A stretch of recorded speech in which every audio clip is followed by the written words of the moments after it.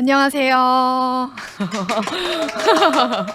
예, 저희 지난주 금요일 날 뵙고 오늘 이렇게 뵙는데 확실히 마감이라 많이들 바쁘실 것 같아요. 저도 이제 지점 강의를 계속 요새 나가고 있는 저는 말일에 많이 나가거든요. 지점 강의 가면은 다들 많이 바빠 하시더라고요. 그래서 바쁜 시간이지만 그래도 제가 이 시간이 우리 또 특히 설계사분들께 정말 필요한 시간이 될 수 있도록 놓칠 수 없는 시간이 되도록 제가 열심히 한번 오늘 인사드리도록 하겠습니다. 반갑습니다. 모두 반겨주셔서 정말 감사하고요. 와, 제가 지난주에 많이 아팠었고, 이렇게 힘들었는데, 이제 조금 괜찮아졌거든요. 이제 조금 괜찮은데, 아직도 조금 목소리가 꾀꼬리까지는 아니다. 네, 꾀꼬리까지는 아니지만, 아무튼 제가 온 힘을 다해서 한번 오늘 인사를 드리도록 하겠습니다. 네. 네, 모두 반갑습니다. 환영해주셔서 감사하고요. 바로 이제 진행하도록 하겠습니다. 근데 저희 회사는 뭐 제가 대표 얼굴이니까 그냥 저희 회사보다 저를 그냥 더 찾아주시면 제가 뭐 저희 회사니까 제가 곧 저희 회사니까 손해배상법인 더 맑은 같이 기억해 주시고 저도 같이 기억해 주시면은 제가 도움 드릴 수 있는 부분 많은 도움 드릴 테니까 언제든지 연락 주시면 좋을 것 같고요.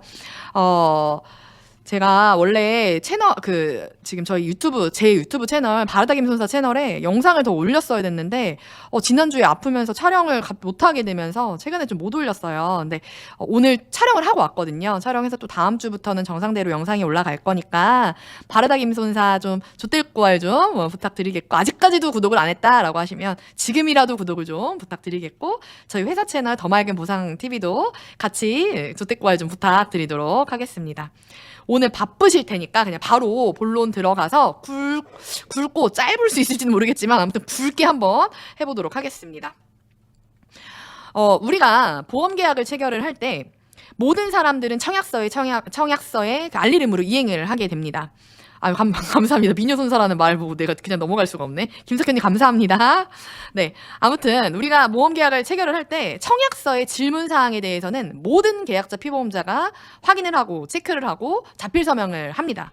하지만, 계약 후에도 우리가 알려야 되는 사항들이 있거든요. 계약 후에도 알려야 되는 사항들이 있는데, 그거는 모든 계약자에 해당이 되는 건 아니고, 또 요새는 상품들 중에서 상해보험, 손해보험 상품이라 할지라도 요새는 뭐 생명보험, 손해보험이 섞여 있으니 우리가 굳이 통지 의무, 그러니까 계약 후 알릴 의무를 하지 않는 상품들이 있다고 제가 들었어요. 그래서 그런 것들은 상관이 없고 그런 건 상관없고 알려야 되는 상품들 중에서 모든 계약자가 알리지는 않는다. 계약 전에는 다 알려야 하지만 계약 후에는 다 알리지 않아도 된다. 그렇기 때문에 많은 사람들이 놓치고 있고요. 요새는 그 놓치는 부분들 때문에 손해도 손해고 보험회사의 손해도 그렇지만 고객들의 피해도 많이 발생을 하고 있거든요. 그래서 어떤 것들을 좀 알려야 되는지를 알려드리고 싶었고요.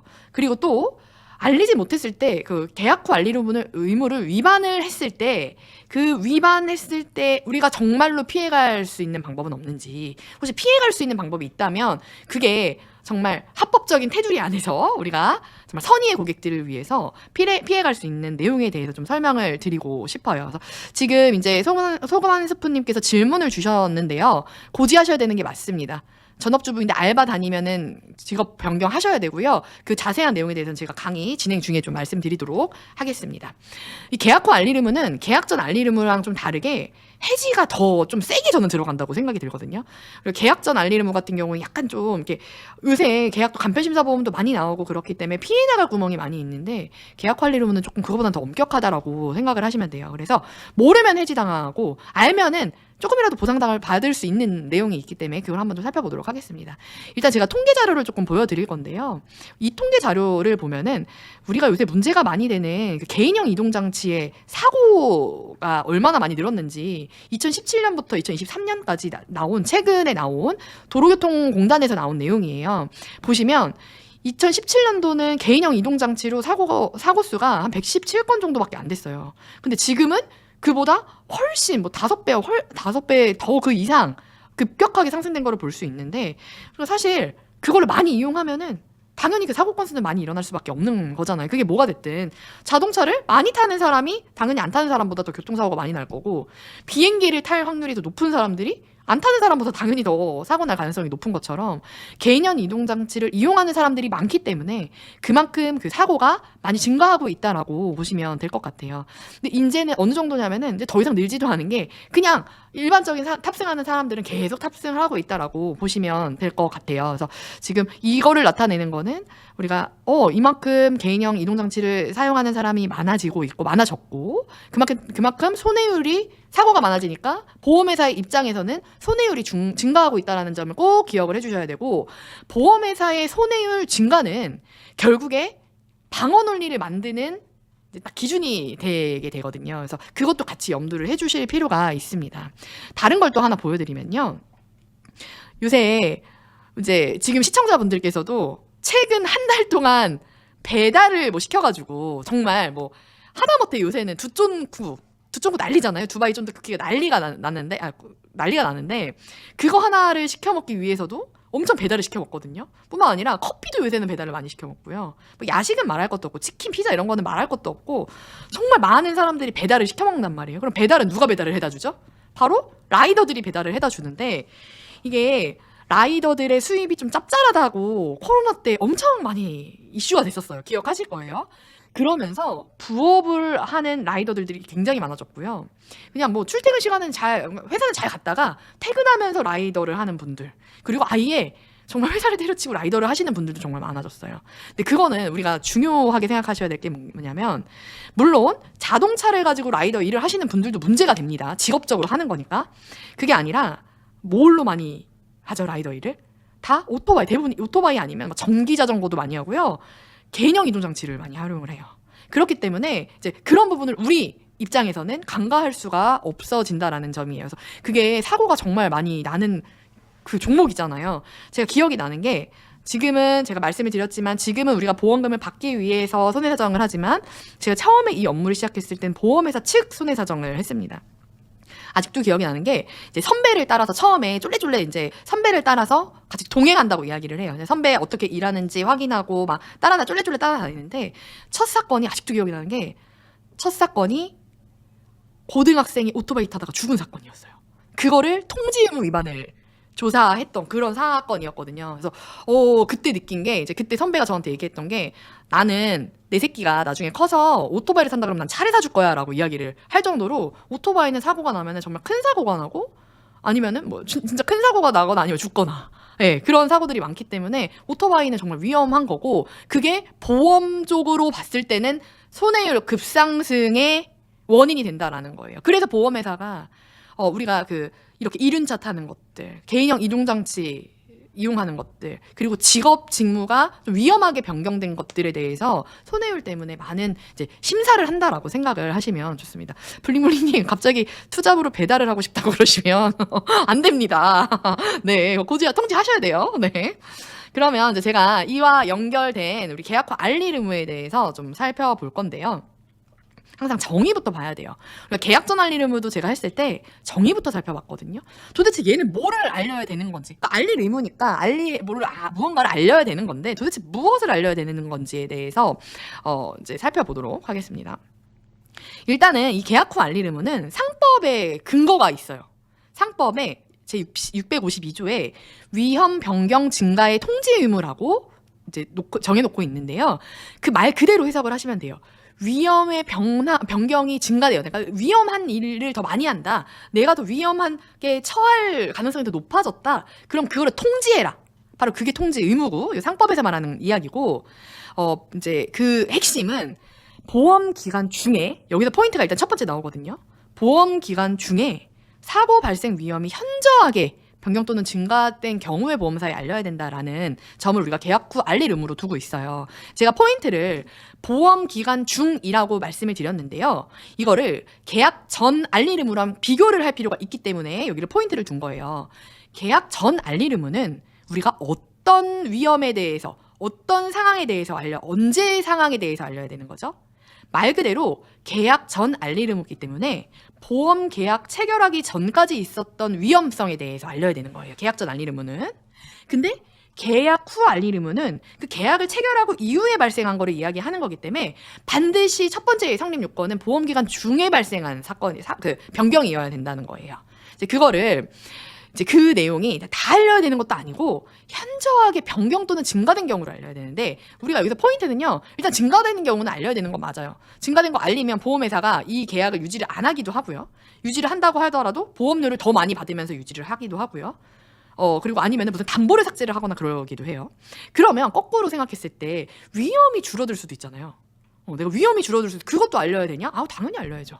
알려서 내가 받을 수 있는 혜택은 또 받으셔야 된다는 거예요. 아무튼 변경, 증가에 대해서 알려야 된다는 거를 통제 의무라고 하고, 김지혜님께서 방금 말씀하신 게 그거예요. 증가한 게 아니라 감소된 거 알려야 되냐? 맞아요. 그거 알리셔서 보험료가 좀 줄어들 수도 있고요. 사실 제가 그런 일은 많이 본 적은 없어가지고, 보험료가 줄어들 수도 있고, 뭐 담보 가입 금액이 늘어날 수도 있고 하니까, 현저하게 감소된 경우도 알려야 된다. 이게 이제 상법에서 정하고 있는 통지 의무 위반입니다.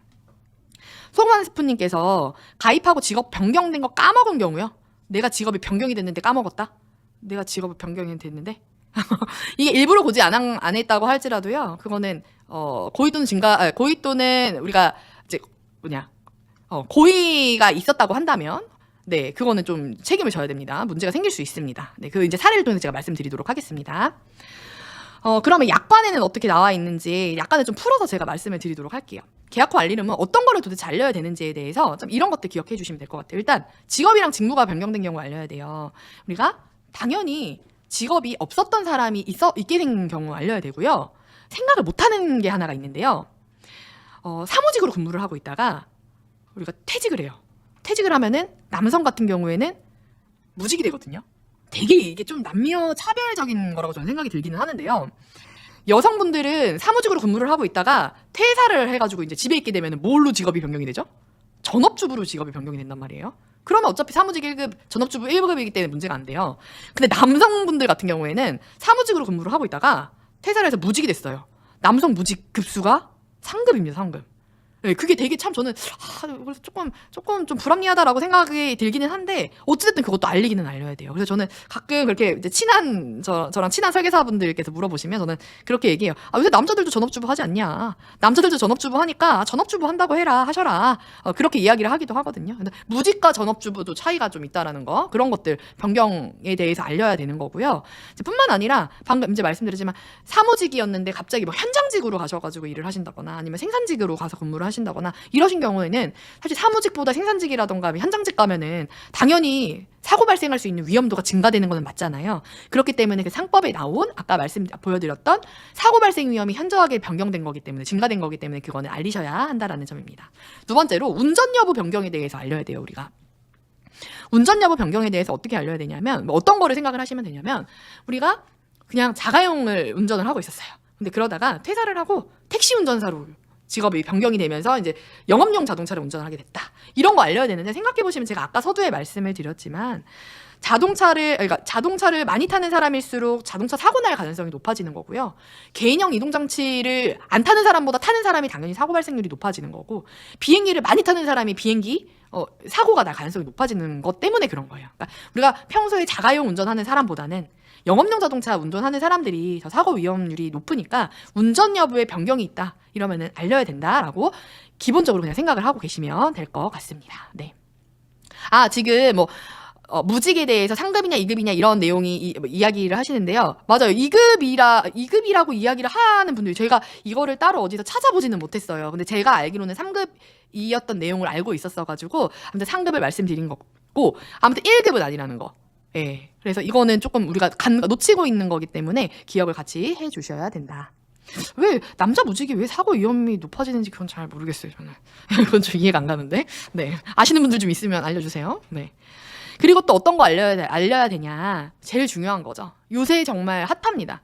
이륜자동차 또는 원동기 장치 자전거를 계속적으로 사용하는 경우 알리도록 되어 있습니다. 그래서 이륜자동차 원동기 장치 자전거는 어떤 게 들어가냐면 전동 킥보드. 너무 잘 알고 계시죠? 정말 위험해요. 그 뭐라 그러던데, 무슨 고라니 킥란이라 그러나? 아무튼 그렇게 하는 은어가 있던데.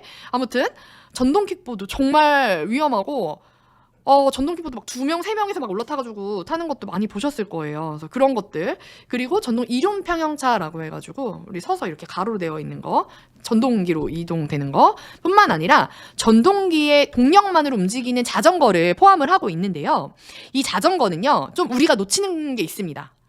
전기 자전거라고 하면 무조건 안 된다고 생각을 하시거든요. 근데 그렇지 않아요. 절대 그렇지 않습니다.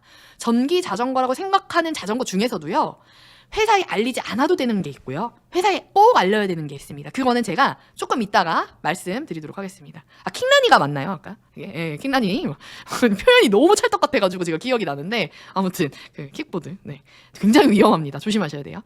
근데 아무튼 여기서 또 포인트는 뭐냐면, 이륜자동차랑 원동기장치 자전거를 사용하는 건 알려야 된다라는 말은 들어보셨을 거예요. 그리고 이륜자동차나 원동기장치 자전거를 사용해서 사고가 나면은 많은 설계사분들이 이거 해지되니까 그냥 청구하지 말고 그냥 이거는 그냥 고객님이 내세요, 보험, 그냥 병원비 내시고 하세요, 이렇게 이야기를 하거든요. 근데 이것도 또 이거를 보셔야 돼요. 계속적으로 사용했는지가 중요하거든요. 그냥 한 번 탔는지 계속적으로 탔는지 정확하게 말씀드리면, 이게 계속적에 대한 내용이 약간에 나와 있거든요. 뭐라고 나와 있냐면, 계속적은 직업, 직무 또는 동호회 활동과 출퇴근 용도로 사용하는 걸 계속적으로라고 정의를 하고 있어요. 그래서 이 범위에 해당이 되지 않는다고 하면은 나 계속적으로 타지 않았다라고 주장을 해볼 수도 있다라는 거예요. 그래서 예를 들어서 친구가 이륜자동차를 하나 뽑았대요. 오토바이를 하나 뽑았대요. 근데 나 너무나 한 번만 타보고 싶은 거야. 한 번 스릴을 느껴보고 싶은 거예요. 그래서 한 번만 딱 빌려가지고 타다가 사고가 빵 난 거예요. 이거는 계속적으로 볼 수 없으니, 아무리 내가 이륜자동차를 타고 사고가 났다 할지라도 계속적이 아니니까 회사에 알리지 않아도 되고, 아무리 뭐 손해보험 면책 조항이 있고 뭐 한들 하더라도 계속적이 아니니까 보험금을 받을 수가 있고, 계약 해지에도 문제 없습니다. 해지가 안 됩니다. 이 부분을 꼭 반드시 포인트로 기억을 해주셔야 되고요. 그리고 우리 이륜자동차랑 원동기장치 자전거처럼 보이는 것 중에서 전동 휠체어, 의료용 스쿠터, 이런 보행 보조용 의자차는 제외한다고 되어 있어요. 되게 웃긴 게, 이거 그냥 너무 당연한 거거든요. 요새 이제 아프신 편찮으신 분들이나 어르신 분들이 이런 거 많이 타고 지하철도 타시고 막 그러잖아요. 제가 아는 어느 지점의 지점장님이에요. 굉장히 10년 정도 되고 되게 잘 지내는 이제 GA의 지점장님이 계신데, 그 지점장님이 어느 날 막 헐레벌떡 전화가 온 거예요, 저한테. 김 대표, 아니 기가 막힌 일이 생겼다면서 전화가 왔는데, 뭐냐면 언니분이 계신데, 그 지점장님의 언니분이 80세 정도가 되셨어요. 80세 정도가 되셨고 시골에 사시는데, 그 보행보조용 의자차 있잖아요. 그거를 시골 약간 또랑길 같은 곳에 그걸 타고 가시다가 굴러 떨어지신 거예요. 굴러 떨어지셔가지고 진짜 돌아가실 뻔 했는데, 운이 좋게도 그냥 척추골절 되시고 어디 부러지고 끝난 거예요. 그래서 이제 그거를 해서 저한테 먼저 물어보셨어요. 이거 될까? 그래서 지금 이거는 되니까 그냥 수술비랑 수술비랑 골절 진단비 이런 거 가입을 해놓으셨길래 청구하셔도 되니까 그냥 저거 없이 청구하셔도 됩니다라고 말씀을 드렸는데, 되게 웃긴 게 보험회사 심사자가 전화가 온 거예요. 전화가 왔대요. 그 지점장님한테 전화가 와서 이거 원동기장치라서 안 된다고 했다는 거예요. 그 자전거가 아니라, 블링블링님 자전거가 아니었고 그 의자차 있잖아요. 어르신들 보행이 조금 힘드시니까, 그렇게 이렇게 손으로 이렇게 밖에 하는 거 있잖아요. 이렇게 쭉 나가고 하는 거. 그거 타고 가시다가 사고가 나셨던 건데, 여기 제가 보여드린, 이게 약관에 있는 내용이거든요. 여기가 계속적이를 하면서 밑에 전동 휠체어랑 의료용 스쿠터 등 보행 보조용 의자차는 제외한다라는 내용이 약관에 그대로 들어가 있는 내용인데, 보험회사 직원이 그렇게 전화를 한 거예요. 그러니까 보험회사 그 심사자가 던진 거예요, 사실. 저희는 이게 전문용어로 저희끼리 하는 말이 있거든요. 이런 얘기해도 약간 비속어인데, 후려쳤다고 얘기를 해요. 그 심사자가 후려쳐서 자기 손감 잡으려고 안 된다고 그냥 던진 거지. 근데 알고 보니까 그 지점장님은 지점장님이었고, 사실 그 지점장님도 사실 당황했대요, 처음에. 진짜 안 된다고 생각을 하시고 저한테 전화를 하신 거예요. 전화를 하셔서 이거 진짜 안 돼요, 김 대표? 그래서 아니 무슨 소리냐고, 80세에 무슨 원동기장치 자전거를 타겠냐고, 킥보드를 타시겠냐고, 그거 아니지 않냐, 이거 의자차 아니냐, 그 의자차 제외되어 있다고 약간에 분명히 나와 있으니 이거 저 개입해서 괜히 저한테 손해배상 보수 주지 마시고 그냥 지점장님이 처리하세요, 제가 그랬거든요. 그래서 그 후려치던 심사자를 다시 다음날 전화를 해서 아주 쌍욕을 했대, 그 지점장님이. 쌍욕을 해서 결국에는 그 심사자가 사과하고 진짜 죄송하다고, 정말 잘못했다, 그렇게 이야기를 해서 보험금도 받고 당연히 계약도 문제가 없었고 그렇게 처리됐던 사건이 있는데, 이게 우리가 모르면 이런 문장을 모르잖아요. 그럼 당할 수 있어요. 고객들 당할 수 있어요. 그러니까 그런 분들 좀 이게 너무 당연하다고 생각을 하시더라도 한 번 더 우리가 생각을 해볼 필요는 있다라는 점 기억을 해주시면 좋을 것 같습니다. 아무튼 우리가 지금 이런 것들 알려야 된다라고 말씀을 드렸고, 그러면 도대체 이 계약 후 알릴 의무를 위반하면 어떤 효과가 있는지.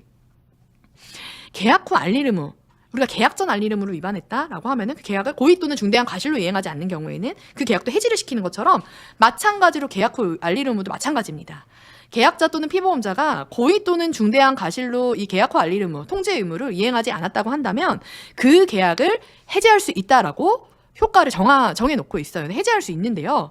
포인트가 이거를 좀 이건 꼭 기억을 해주세요. 제가 조금 이따가 계약 전 알릴 의무랑 비교해서 다시 말씀을 드리기는 할 건데요. 해지를 시킬 수가 있어요. 조건이 보험회사는 그 사실을 안 날로부터 한 달 이내에 해지를 시킬 수가 있어요. 조건이 해지할 수 있는 기간이 이 전제 조건밖에 없어요. 그러니까 한 달 내에만 해지시키면 돼요, 보험회사가. 그럼 예를 들어서 제가 보험 계약을 한 10년 전에 체결을 했어요. 지금 2025년도니까 26년도니까 2016년도에 체결을 했다고 할게요. 근데 제가 2016년도에 보험 계약을 체결을 해놓고 2020년도부터 오토바이를 탔어요. 이륜차를 막 타고 다녔어요. 스쿠터를 사가지고 막 타고 다녔는데 20년도부터 25년까지 5년 동안 타는 동안은 사고가 한 번도 나지 않은 거예요. 사고가 한 번도 나지 않았는데 올해 1월 3일 날 갑자기 처음으로 사고가 났어. 그럼 나는 2020년도에 오토바이를 샀잖아요. 오토바이를 사고 나서 5년, 거의 6년 만에 사고가 났어요. 그리고 나서 지금 이제 보험금을 청구를 합니다. 그럼 보험회사에서 조사가 나오겠죠. 조사가 나왔다. 그러면 회사가 내가 아무리 오토바이를 탄 지 5년이 지났다 할지라도 제척기간 2년, 3년이 없습니다, 얘는. 그래서 그냥 안날로부터 한 달 이내에 저를 해지시킬 수가 있어요. 아무리 이 계약이 10년이 지났다 할지라도. 어떤 내용인지 이해가 되셨을 거라고 저는 생각을 해요. 그래서 이거는 계약 후 알릴 의무 위반은 제척기간이 보험 계약하고 3년 동안만 내가 얘기 안 하고 있어야지, 아니면 오토바이를 사고 3년 동안만 찾고 있어야지, 이게 아니라 회사가 안날로부터 그냥 한 달 이내에 그냥 그 회사가 10년 후에 알았다 한 달 이내에 그냥 해지시키면 회사가 해지시킬 수 있다는 거예요. 네, 이 차이를 꼭 반드시 기억을 해주시고 제가 이따가 한 번 더 정리를 해드리도록 하겠습니다. 그리고 해지를 시키는 경우가 있고 해지를 시키지 않는다 하는 조건도 있어요. 예를 들어서 내가 전업주부로 고지를 해놨는데 내가 그걸 한 거예요. 주방 보조를 일을 한 거예요. 주방 보조로 일을 하다가 화상을 확 얼굴에 입었어. 화상을 얼굴에 입어서 후유장애 보험금을 청구를 하려고 했는데 이제 보험회사가 조사를 나와서 확인을 했더니 해지할 정도는 아닌 것 같고 비례보상을 할게요라고 이야기를 해요.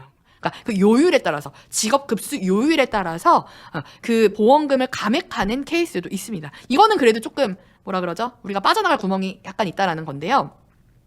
많은 경우 이렇게 비례보상이 되는 게 후유장애랑 연관이 많이 있어요. 그래서 후유장애는 감액이 돼도 보상을 많이 받을 수가 있기 때문에 너무 겁먹으면 안 되고 이따가 사례를 조금 한번 보여드리도록 하겠습니다.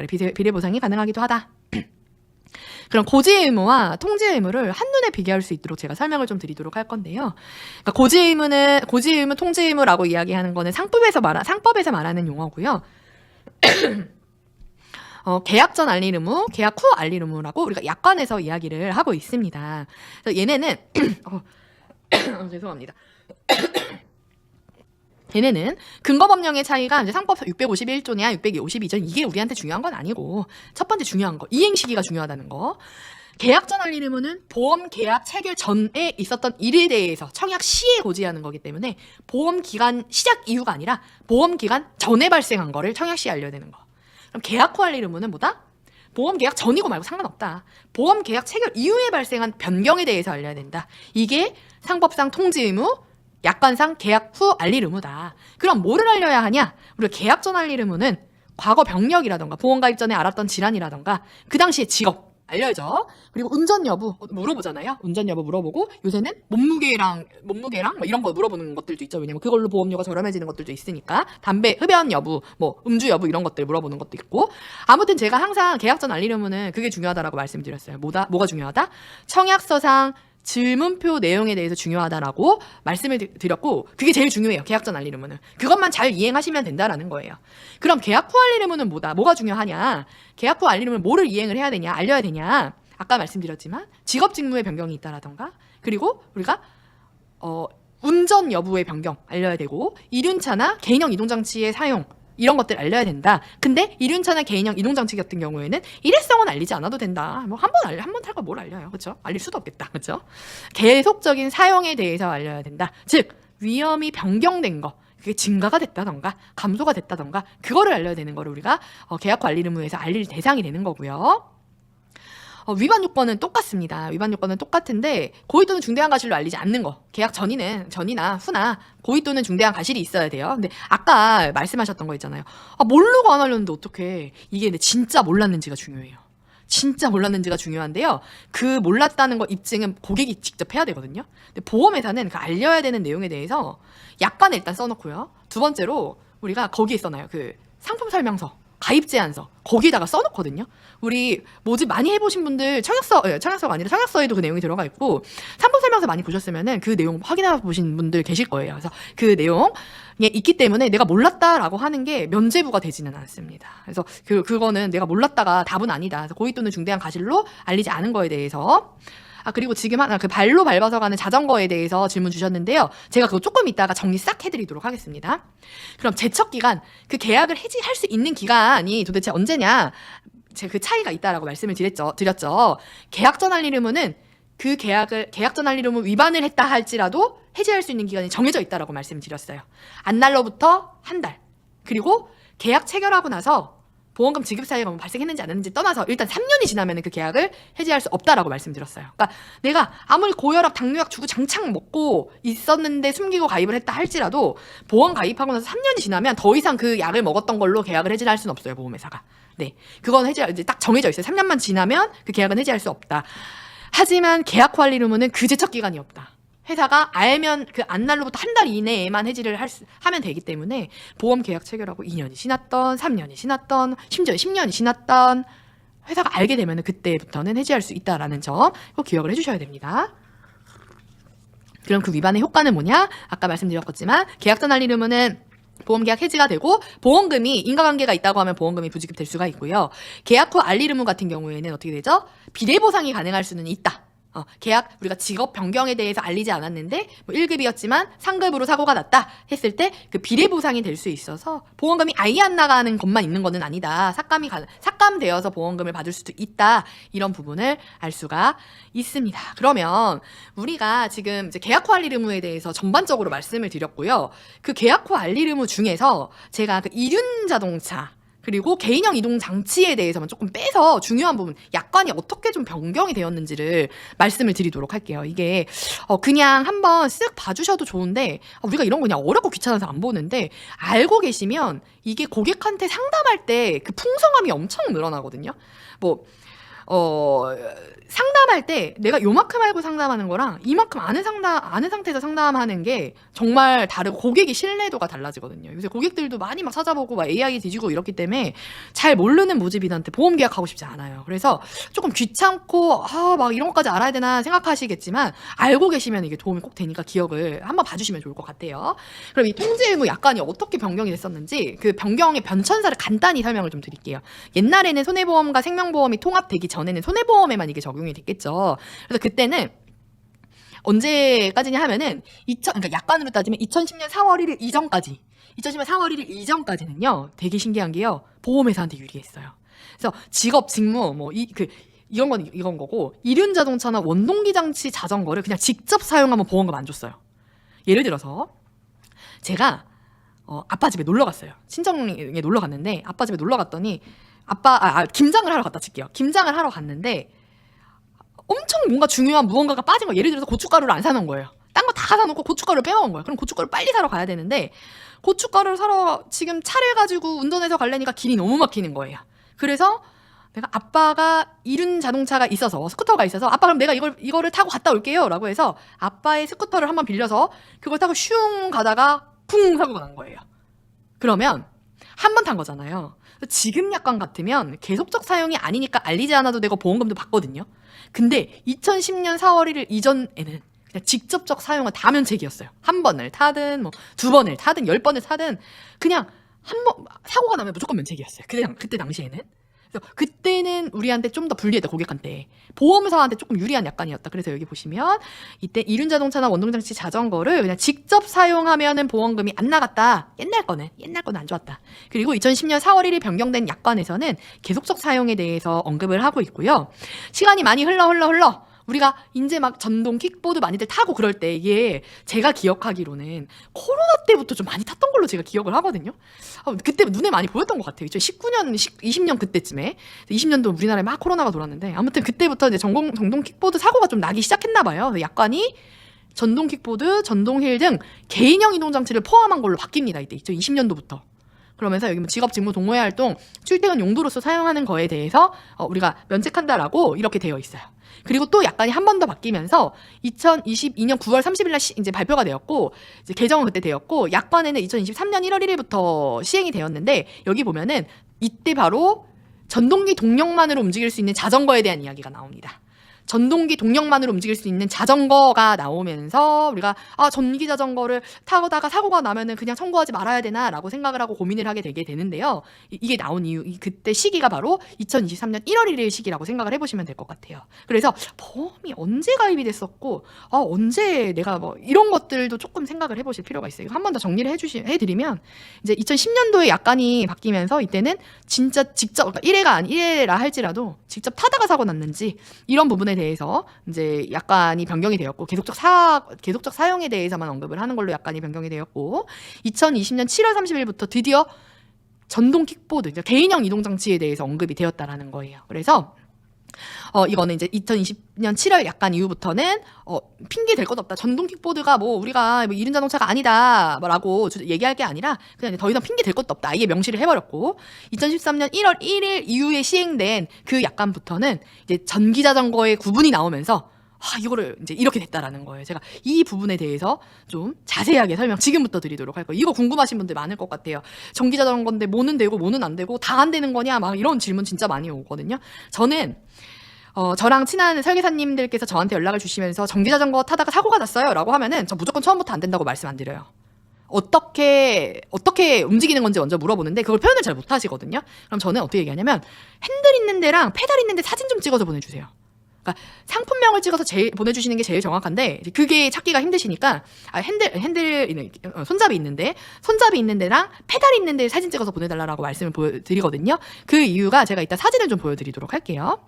일단 전기 자전거는 크게 두 가지로 나뉩니다. 두 가지로 나뉘는데요. 파스형과 스로틀형, 이 두 가지로 나눕니다.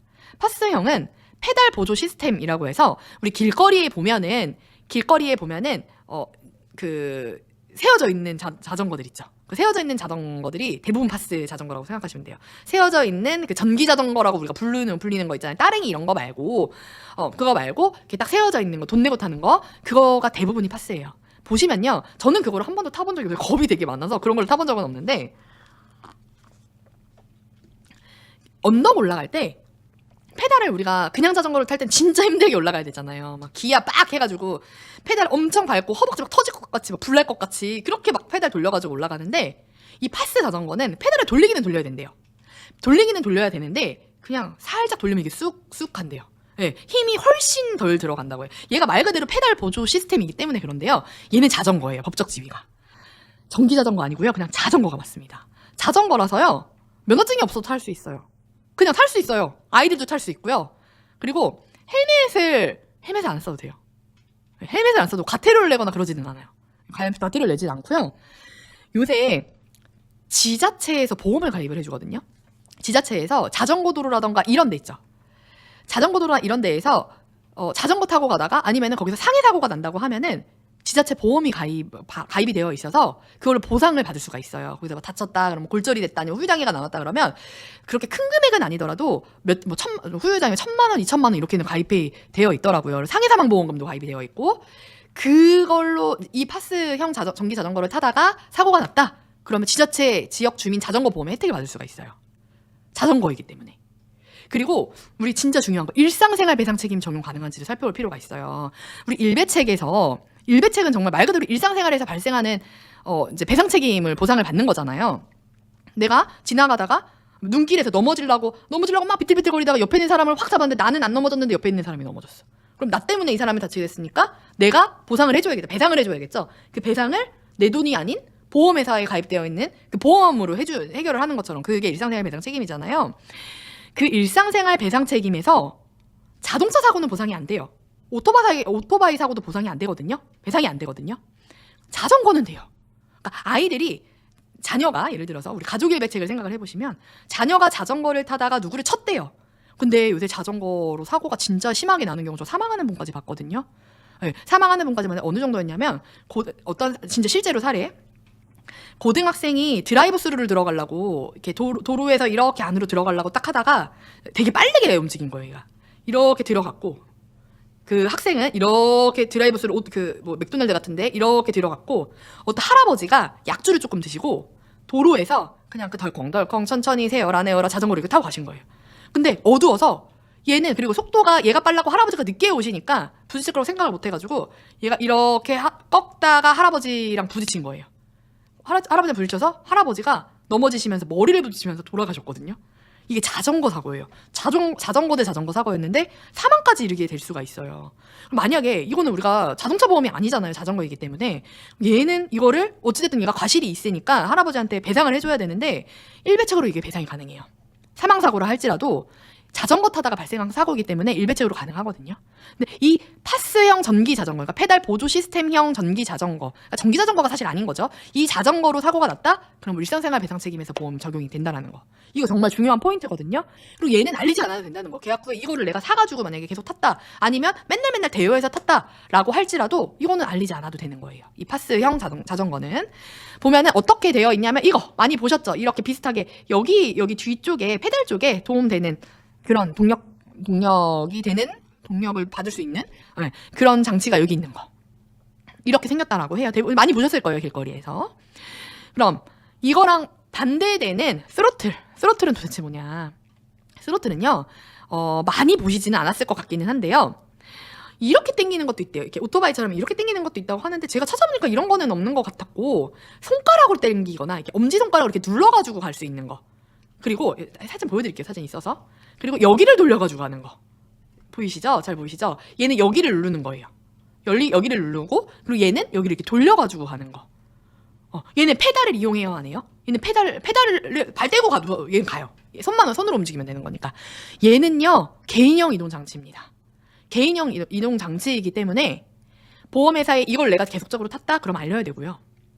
그리고 얘로 사고가 났다? 아까 방금 말씀드렸었던 일상생활 배상 책임 적용이 안 됩니다. 그리고 아까 자전거 지자체 자전거 보험도 혜택을 받을 수가 없어요. 얘는 따로 개인형 이동장치 보험을 가입을 해야 되는 그런 자전거입니다. 자전거라고 하기보다 그냥 개인형 이동장치가 맞는 표현이죠. 그래서 스로틀과 파스를 섞어서 하는 자전거도 있대요. 근데 얘도 포함이래요. 스로틀에 포함이 됩니다. 얘도 스로틀에 포함이 된다는 거 기억을 해주시고요. 얘는 면허증이 있어야지 이걸 탈 수가 있어요. 그래서 16세 이상이 운전면허를 따서 이거에 대한 면허증을 따가지고 이거를 탈 수가 있는 거고요. 그렇기 때문에 얘는 헬멧 없이 타잖아요. 헬멧 없이 타면은 과태료를 물습니다. 과태료를 물고요. 과태료를 물기 때문에 이제 면허증 있어야 된다는 거, 이런 것도 같이 기억을 꼭 해주셔야 되고, 그래서 보험회사에서 계속적인 사용이었는지를 많이 확인을 할 때 어떻게 확인을 하냐면은 과태료 문다고 말씀을 드렸잖아요. 과태료를 물기 때문에 경찰서 가서 내용을 확인을 해요. 보험회사 조사자가 나가서 경찰서에서 이 사람이 과태료를 물었던 적이 있었는지를 확인을 하거든요. 대부분 한 번씩은 물거든요.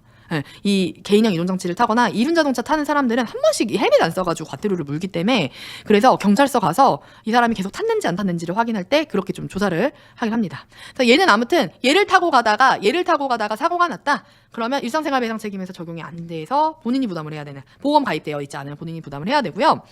실제로 이제 이것도 어느 지점장님 남편분께서 사고를 내신 거예요. 어떤 사고였냐면, 자전거를 타고 가다가, 그러니까 술을 드시고 자전거를 타고 가시다가 누구를 쳤대요.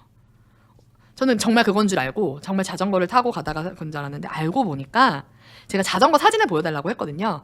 보내줬더니 바로 이 스로틀이었어요. 그러면 생각해보세요. 스로틀이고 개인형 이동장치고 얘는 면허가 있어야 되니까 음주운전이 성립이 됩니다. 그런 문제도 있으니까 같이 기억을 해주실 필요가 있겠죠. 이렇게 생긴 거, 스로틀 자전거는 이렇게 생겼다. 얘는 우리가 통지 의무 대상이 되고 우리가 일상생활 배상 책임에서 보상이 안 되는 내용이다. 그래서 이 부분들, 스로틀과 우리 파스형 자전거의 차이점을 반드시 기억을 해주셔야 되고, 그럼 얘는 정말 우리가 빠져나갈 구멍이 없냐. 이 스로틀을 이용했을 때, 전기 자전거를 이용했을 때, 개인형 이동장치를 이용했을 때 사고가 났다고 한다면 우리가 정말 빠져나갈 수 있는 구멍은 없냐. 그걸 또 우리 생각을 해봐야죠. 우리가 100%꽉 막혀 있는 거는 없습니다. 100%라는 거는 없기 때문에 고객 입장에서 우리 선의 고객들을 어떻게 도움드릴 수 있는지를 반드시 검토해 볼 필요가 있는데요. 짜자잔, 바로 이겁니다. 이게 뭐냐면, 대법원 판결들이 많이 나와 있어요. 옛날 판결, 완전 옛날 판결들도 있고, 최근 판결이 그래봤자 2020년도 판결인데, 이게 어떤 내용이냐면, 우리가 지난번에 그 갑상선암 관련해가지고 잠깐 설명 의무 위반에 대해서 말씀을 드렸는데, 보험회사는 고객한테 보험 계약을 체결할 때 그 상품에 대한 중요한 내용을 설명을 하도록 되어 있는 게 그게 상품 설명 의무입니다. 일반적으로 보험회사는 약관의 그 내용을 다 설명을 해 놓았기 때문에 상관이 없다, 단 다 설명을 했다라고 주장을 하겠지만, 사실 1페이지부터 3000페이지까지나 되는 엄청 두꺼운 그 약관을 꼼꼼히 읽는 소비자도 없을 뿐더러 보험 계약 체결할 때 모집인이 그 약관을 다 읽어줄 일도 없고 읽어줄 수도 없습니다. 그래서 그거를 대체하기 위해서 정말 요약된 중요한 내용을 설명할 수 있는 자료가 있는데, 그게 상품 설명서라던가 가입 제안서라던가 회사가 만들어준 제공용 자료가 있어요. 그런 것들의 중요한 내용을 설명을 해줘야 되는데요. 지금 상품은 사실 상관은 없어요. 지금 상품들은 그게 상품 설명서에 다 설명이 되어 있어요. 어떤 게 설명이 되어 있냐면, 직업 직무가 변경이 되었다던가 개인형 이동장치를 계속적으로 사용하게 되면은 그걸 회사에 반드시 알리셔야 됩니다. 즉시 알리셔야 됩니다라는 내용이 지금 상품 설명서에는 다 설명이 잘 되어 있어요. 근데 문제는 뭐냐면, 예전 상품들 같은 경우에 설명을 안 해놓던 경우가 굉장히 대부분이었었어요. 그래서 고객 입장에서는 그 내용을, 그러니까 내가 직업 변경된 거 아까 질문 주셨던 것처럼 내가 직업 변경했는데 이걸 알려야 되는지 몰랐어요 라고 주장을 할 수 있지만, 지금은 상품 설명서에 설명이 되어 있기 때문에 빠져나갈 구멍은 없다. 하지만 옛날 상품들 중에서는 그 설명이 안 되어 있었기 때문에, 설명이 안 되어 있었으면은 그 상품의 내용으로, 그 약관의 내용으로 주장을 할 수 없어요, 보험회사가. 그래서 내가 직업 직무 변경 아니면은 이륜차를 사용하게 됐다라는 거를 알려야 된다는 걸 정말 몰랐다, 회사가 알려주지 않았다라고 하면은 그걸 설명 의무 위반으로 인정해서 보험금을 전액 지급해라라는 판결이 바로 이 판례들에 들어가 있습니다. 이 판례들에 들어가 있고요. 이 사고들은요, 제가 아까도 말씀드렸지만 굉장히 큰 사고가 발생합니다. 이륜자동차로 사고가 나면은 정말 돌아가시거나 아니면 어딘가 다 부러지고 무너지고 그런 사고들이기 때문에 보험금이 굉장히 커져요. 그래서 그렇게 받을 수 있는 경우가 있기 때문에 우리가 빠져나갈 구멍을 또 찾아보셔야 된다는 거예요. 그리고 또 상품 설명서도 상품 설명서인데요, 그런 경우가 이렇게 녹취 계약하는 경우 있잖아요. 녹취 계약에서 고객한테 얼버무리는 경우가 있어요. 그 TM 계약을 하는 그 모집인이 너무 빨리 이야기를 한다던가 그 말을 너무 이렇게 뭉뚱그려가지고 이야기하는 경우가 있거든요. 그 정말 설명이 안 되었다라는 정도로 인식이 되고 그리고 입증이 된다라고 하면은 상품 설명 의무를 주장을 해서 보험금을 우리가 달라고 요청을 할 수가 있어요. 그래서 이렇게 빠져나갈 구멍도 있으니까 검토를 같이 해보셔야 될 것 같습니다. 그럼 제가 이 계약 후 알릴 의무와 관련해서 조금 재미있고 특이한 사례를 보여드리도록 할게요. 보험 계약을 체결합니다. 2020년도 4월에 보험 계약을 체결을 했는데요. 이분이 보험 계약 체결하면서 뭐라고 직업 고지를 하셨냐면, 환경관리과 사무직으로 보험 계약을 체결을 하셨습니다. 직업을 고지를 하셨어요. 환경관리과 사무직이기 때문에 직업급수가 1급이겠죠. 1급으로 책정이 돼가지고 그 계약을 유지를 하고 있었어요. 근데 보험 가입하고 4년 정도 지났는데 이분이 보험금을 청구를 하시게 됐어요. 보험금 어떻게 청구를 했냐면, 후유장애 보험금을 청구를 했어요. 그럼 우리가 후유장애 보험금 청구하면 보험회사에 후유장애 진단서만 딸랑 내면 보험금을 주나요? 절대 그렇지 않죠.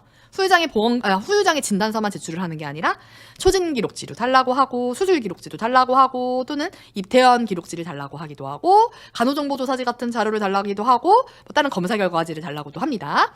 근데 그 내용을 봤더니 초진 기록지에, 응급실 기록지에 뭐라고 기재가 되어 있냐면, 환경미화원으로 근무 중에 차량에서 낙상, 이렇게 되어 있었던 거예요. 나는 보험회사에 여태까지 사실 환경관리직 사무직으로 잘 숨겨왔는데 이렇게 빠져나갈 수가 없다니까. 다 들키게 되어 있다니까요, 숨기게 되면은. 그럼 볼게요. 이제 보험회사가 조사를 했겠죠. 조사를 다 해서 확인을 해봤더니, 아니 보험가입 전부터 이 사람이 환경미화원으로 근무했다는 게 확인이 된 거예요.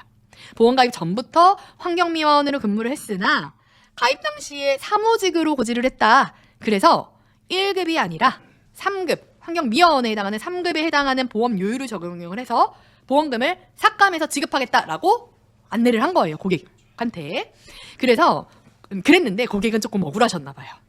저 같은 경우 만약에 내가 숨기고 했는데 아예 보험금 이거 조금이라도 주겠다라고 하면 사실 저는 그냥 몰랐으면 받고 넘어가긴 했을 텐데, 그럼 보면은 이분이 억울하다라고 저희를 찾아왔어요. 억울하다라고 저희를 찾아와서 저희가 진행을 도와드렸거든요. 근데 우리 지금 방송을 보고 계시는 분들이 생각하시기에는 환경미화원이니까 요율대로 받으면 되는 거 아니야 라고 생각을 하실 거예요. 근데 눈치 빠르신 분들은 눈치를 채셔야 합니다. 무슨 차이가 있는지 한번 생각을 해보셔야 돼요. 제가 아까 계약 전 할일 의무와 계약 후 할일 의무에 대해서 설명을 드리면서 포인트, 특히 계약 후 할일 의무 처음에 말씀을 드리면 포인트가 있다. 그게 언제? 뭐다? 보험 기간 중에 발생한 변경에 대해서 알려야 된다라는 게 포인트입니다. 라고 말씀을 드렸어요. 그럼 지금 이분 같은 경우에는 보험 기간 중에 직업이 변경이 된 걸까요? 보험 기간 이전부터 있었던 속임이었을까요? 이거를 먼저 좀 살펴보도록 할게요. 짜잔. 이분은 보험 가입 전부터 환경미화원이었고요. 보험 기간 중에도 환경미화원이었어요. 그럼 변경이 있었던 게 아니고 보험 가입 전에 속이고 가입을 한 거기 때문에 이 사람은 계약 후 알릴 의무를 적용할 게 아니라 계약 전 알릴 의무를 적용을 해야 되는 거예요. 그럼 생각해 볼게요. 제가 계약 후 알릴 의무 위반에 대한 기간에 대한 제적 기간은 없다라고 말씀을 드렸어요.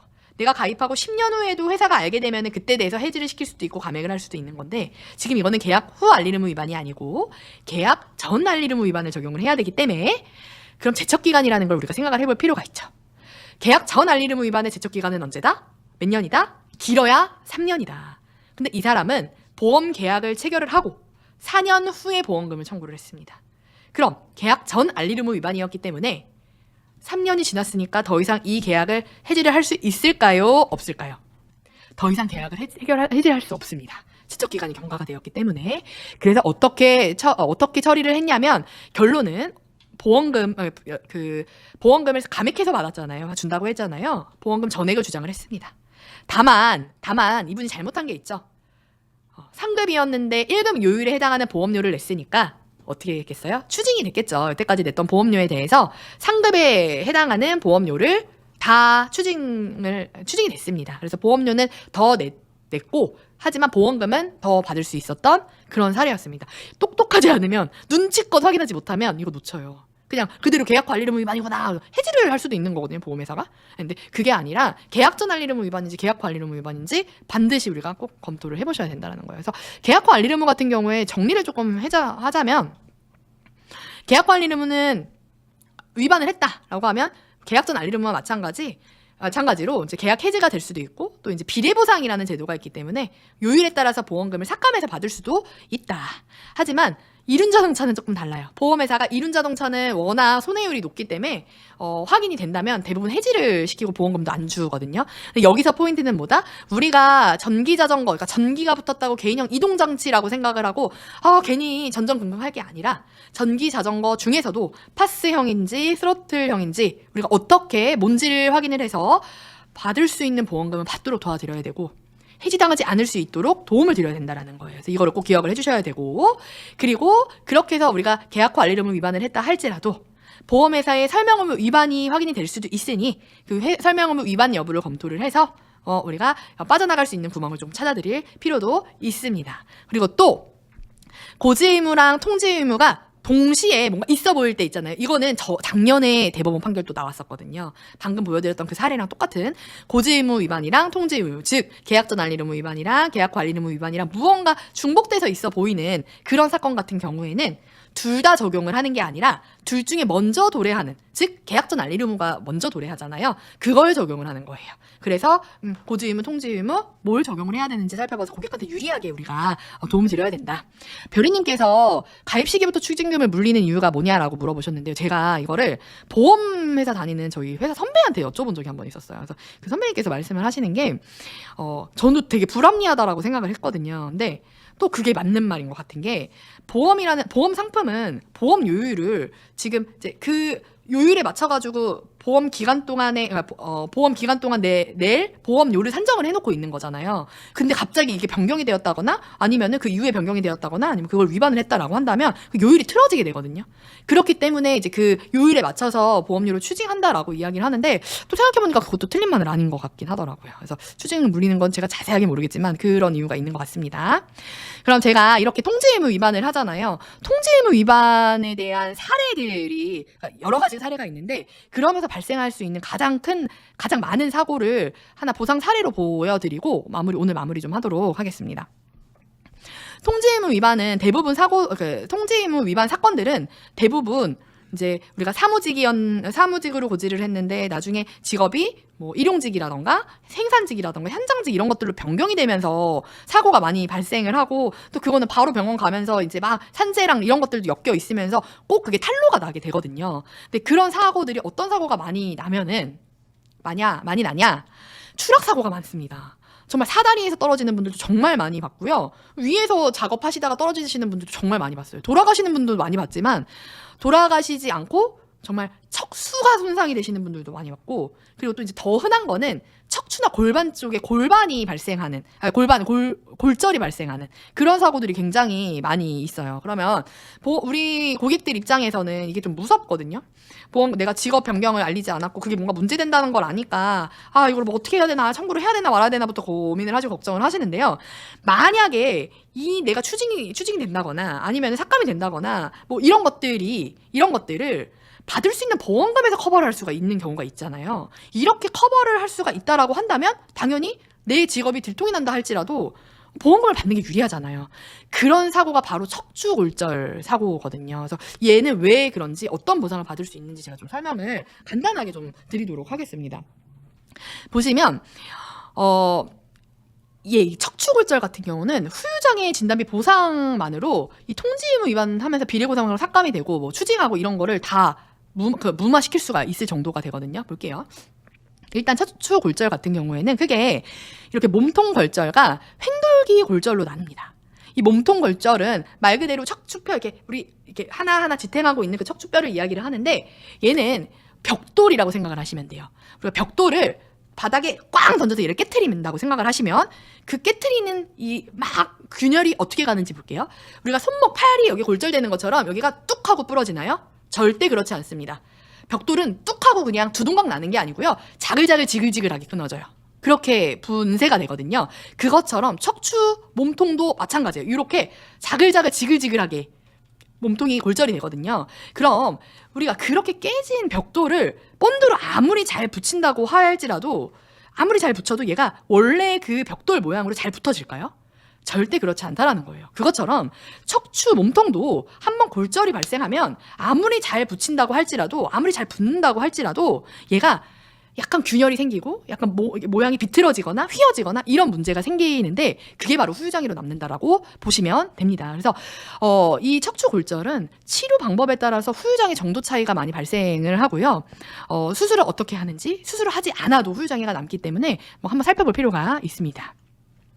많은 경우 어떤 사고가 났을 때 많은 분들은 수술하지 않으면 후유장애가 남지 않는다라고 판단을 하세요. 그래서 수술 안 했으니까 괜찮으니까 수술 안 했겠지, 뭐 보조기 착용 정도만 했는데 뭐 수술이 문제가 되겠어? 나중에 뭐가 문제가 남겠어? 라고 생각을 많이 하시는데 절대 그렇지 않습니다. 특히 척추 골절 같은 경우에는 수술을 하지 않고 이런 보조기 착용만 했는데도 불구하고 후유장애가 100% 남는다고 보시면 돼요. 그러니까 100% 너무 심했나? 99% 남는다고 보시면 되는데요. 왜 그런지 보여드릴게요.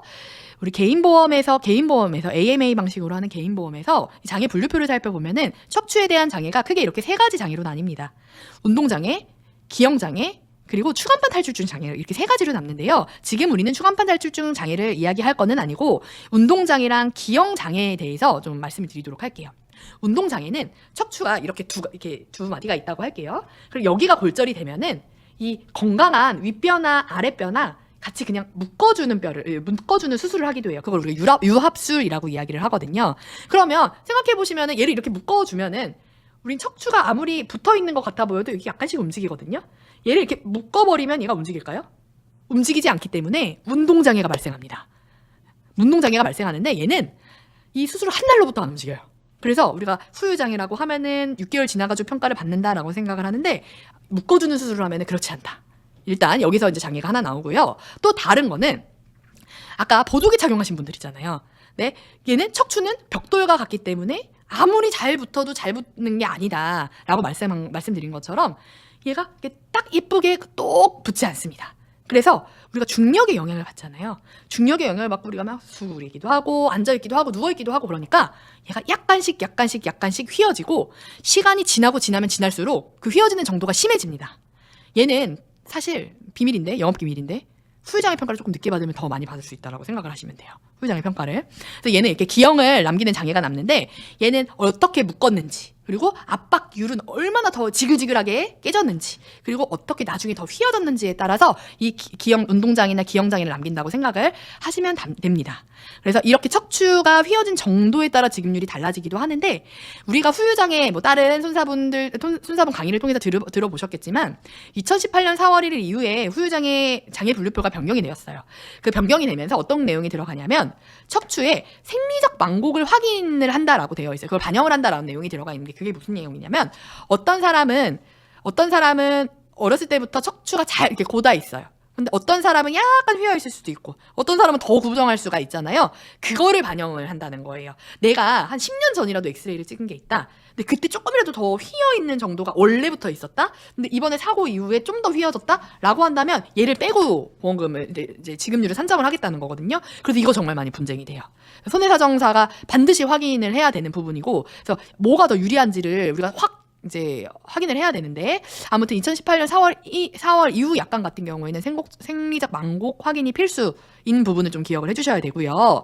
그리고 제가 좀 전에는 휘어진 정도 갖고 이야기를 한다라고 말씀을 드렸는데, 그 휘어진 경우만 보는 게 아니라 여기서 유리하게 바뀐 약관 중 하나가 압박률을 보면서 그 압박률에 따라서 우리가 진단비를 주는 경우가, 이 지급률을 결정을 하는 그런 내용도 있어요.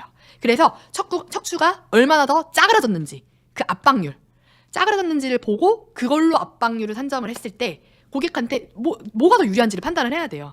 유압을 한 게 더 유리한 건지, 유압한 걸로 보는 게 더 유리한 건지, 운동 각도가 더 유리한 건지, 아니면 압박률이 더 유리한 건지, 세 가지를 정말 잘 파악을 해가지고 보험금을 받을 수 있게 도와줘야지, 그냥 막 다짜고짜 막 이렇게 후유장애 산정을 한다? 그러면 나 가뜩이나 통지의무 위반해서 보험금도 삭감이 되게 생겼는데 후유장애까지 제대로 못 받는다? 그럼 고객한테 남는 게 진짜 없어요. 괜히 원망이 우리 모집인들한테 올 수가 있기 때문에 그거 좀 조심을 하셔야 되는데, 이거 사례 빨리 볼게요. 보시면 이분이 낙상하셨어요. 사다리에서 떨어지셨어요. 사다리에서 떨어지셨는데 정말 머리 안 다치시고 다행히 요추 2번 허리뼈가 골절이 되셨어요. 압박골절이 되셨고, 다행히 크게 으스러진 게 아니라서 수술은 안 하고 아까 그 보조기만 차고 계셨던 거예요. 보조기만 차고 계셨고, 이제 보조기만 차고 그래서 별로 크게 생각을 하지 않으셨대요. 그냥 아픈 정도, 우리 그냥 허리 아픈 정도라고만 생각을 하시고 그냥 살아가야겠다라고 했는데, 후유장애 진단을 받을 수 있다라는 걸 알고 계시고 저희한테 의뢰가 되셨거든요. 그래서 이렇게 약간 기형이 나왔습니다 했는데, 이분이 보험을 잘 가입을 해놓으신 거예요. 보험을 잘 가입을 하셔서 어느 정도 수술도 안 했음에도 불구하고 후유장애 보험금이랑 이제 수술비랑 이런 거 포함해가지고 7,600만 원 인정받으신 분이 있었어요. 그래서 압박골절 많은데 우리가 후유장애가 남는지 모르는 분이 더 많거든요. 그래서 압박골절은 후유장애가 남는다, 이거를 같이 연관시켜서 고객들이 보상받을 수 있게 좀 도움 드리면 좋을 것 같고, 또 그거랑 연관해서 우리가 통지의무, 계약 후 알릴 의무 위반을 했다. 근데 우리가 직업 때문에 다쳤는데 또 통지의무가 걱정이 된다. 그러면 여기서라도 조금 더 받을 수 있도록 우리가 도움 드리면 어떨까라고 생각이 들었습니다. 정리하자면 통지의무 위반은 무조건 면책이 아닐 수도 있기 때문에 비례보상 항상 검토를 해보셔야 돼요. 물론 이륜자동차 사고는 보험회사가 면책을 합니다. 근데 직업 급수에 따라 달라질 수 있기 때문에 우리가 비례보상 검토를 반드시 해야 되고요. 그리고 압박골절 같은 경우에 압박골절은 수술 없이도 후유장애 인정 가능하다. 많은 경우 보조기 차거든요. 정말 60대이신데도 대부분 60대, 70대 넘어가면 골다공증이 조금씩 있기 때문에 수술을 많이 하시는데 60, 70대가 넘어가는데도 수술 없이 그냥 보조기만 착용하고 계신 분들이 있어요. 그럼 그런 분들임에도 불구하고 우리가 후유장애 인정받을 수가 있고, 압박율이라던가 휘어진 상태로도 인정받을 수가 있으니까 반드시 압박골절은 그냥 무조건 후유장애라고 생각하시고 검토를 해보셔야 됩니다. 그리고 척추장애 같은 경우에는 사고 기여도 확인이 필요하기 때문에 골다공증이 있었는지, 아까 말씀드린 생리적 망곡 할인이 아니라 확인입니다. 생리적 망곡을 같이 확인해서 우리가 검토를 해봐야 된다라는 거 기억을 해주셨으면 좋겠습니다. 대표님 혹시 어디 계신가요? 네, 계신가요? 네. 오늘 준비한 내용은 여기까지예요. 여기까지고 잠깐 질문을 받을게요. 네. 몇 프로 인정이, 별이님께서 몇 프로 인정이냐고 하셨는데, 척추 압박골절 같은 경우에는 15%에서 50%까지 받을 수가 있어요. 그 정도에 따라서 수술했는지 아니면 그 휘어진 정도나 이런 거에 따라서 15%에서 50%까지 받을 수 있기 때문에 지급률이 상당히 높은 편이거든요. 그렇기 때문에 압박골절은 무조건 검토해야 돼요. 예, 15%만 돼도 우리가 후유장애 우리 정답 우리 정 대표님 통해서 가입하시는 분들은 그냥 그렇게 1억 이 정도로 가입을 해놓지 않으시거든요. 네, 그렇게 가입을 우리가 3억만 가입을 해도 15%만 인정을 받아도 장난이 아닙니다. 그래서 이거 큰 프로테이지가 나오니까 꼭 보셔야 되고 정도에 따라 다릅니다. 네, 질문 더 있으실까요? 그럼 오늘 내용 여기까지 마무리하도록 하겠고요. 압박골절 환자분들, 지나갔던 분들, 그러니까 다치신 지 오래된 분들 상관없어요. 2011년도에 사고예요. 후유장애 진단만 여태까지 안 받으셨으면 지금 후유장애 진단 받아도 진행할 수 있습니다. 네, 그거 꼭 기억을 해주세요. 뭐 2015년도 사고예요. 아, 괜찮아요. 더 많이 휘어져 있을 거예요. 네. 아무튼 저 김주현 손해사정사의 오늘 계약 후 알리르무 강의는 여기까지 할 건데요. 아직까지도 바르다 김손사 더 맑은 보상TV 쫓대꾸알 안 하신 분들 정말 서운합니다. 꼭 해주시고 제가 아무튼 다음 주부터는 또 다시 건강 회복했으니까 영상 막 올릴 거니까 바르다 김손사는 계속 올라갈 거니까 네, 구독 좀 부탁드리도록 하겠습니다. 김지혜님께서 이거 답변 하나만 하고 마무리할게요. 아르바이트 전동 오토바이 3개월 타고 그만둔 경우 3개월 동안 사고 안 났죠? 그럼 지금 안 하는 거잖아요. 그러면 안 해도 되죠. 사실 그 타는 동안 알렸어야 됐는데 뭐 지났잖아요. 지금은 안 타는데 뭐 어떻게 할 거야. 그쵸? 네, 안 알리셔도 될 것 같아요. 네, 오늘 여기까지 저는 마무리하고 우리 정 대표님께 마이크를 넘겨드리겠습니다. 감사합니다.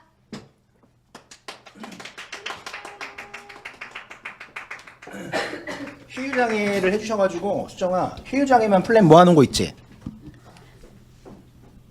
자, 휴유장애 여러분들 오늘 강의 듣다 보니까 되게 중요한 거 다 아셨을 건데요. 휴유장애만 설계 잠깐만 더 보여드릴게요. 저희 정닥터 채널을 통해서만 아실 수 있는 그런 설계들입니다. 네. 장애라고 쳐요? 자, 그러면 질병만 모아놓은 거, 그 다음에 재해만 모아놓은 거. 자, 이거 수정총무님 1월 혼합설 여기 있구나. 자, 보겠습니다, 여러분들. 자, 80세 초간편 고지 휴유장애 1억 어딘가요? 현대해상입니다. 80세 초간편 고지 1억 들어가는 회사 현대해상만 있습니다. 타사는 없어요. 자, 나이를 보시면 여성은 70세, 남성은 80세 현대해상입니다. 자, 요거는 어딜까요? 휴유장애 3억 8,700원 어딜까요? 8,700원. 삼성화재입니다. 59세까지만 준비하실 수 있어요. 휴유장애 자녀들 30세 5억 어딜까요? 삼성화재입니다. 휴유장애 70세 2억 통심 없는 삼성생명입니다. 그 다음에 KB라이프가 안 올라가, KB라이프 3억, KB라이프 80세입니다. KB라이프 3억 재해휴유장애 80세입니다. 자, 요거 하나생명, 예, 하나생명. 뭐 요 정도 안내 드리면 될 것 같아요. 방송 마칠 건데 저희 골드 아카데미 한 달 오늘 문의하신 분들 엄청 많은데 이 강의 아니랑 그 다음에 영상이랑 다 제공해 드리거든요. 그 다음에 카드 뉴스만 제가 좀 전에 방송 중에 우리 골드 아카데미에 전달한 카드 뉴스만 이번 주 만든 것만 100개가 넘습니다. 어마어마하게 카드 뉴스가 많아서 카드 뉴스만 활용 잘 하셔도 정말 판매할 상품들 굉장히 많거든요. 좋은 상품만 딱 골라가지고 카드 뉴스 만들어 드리는 거니까요. 카드 뉴스 가입 제안서 이렇게 한 세트라고 보시면 됩니다. 질문 있으실까요?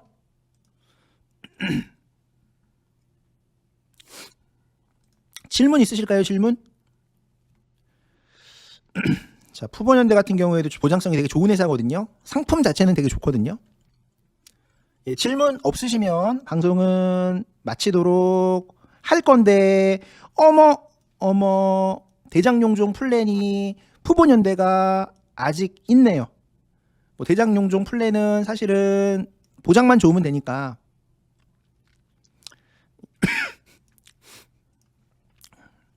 네. 예, 감사드리고요. 긴 시간 시청하시느라고 고생 많으셨습니다. 내일 더 건강한 모습으로 인사드리도록 할게요. 시청 대단히 감사드립니다, 여러분. 고맙습니다.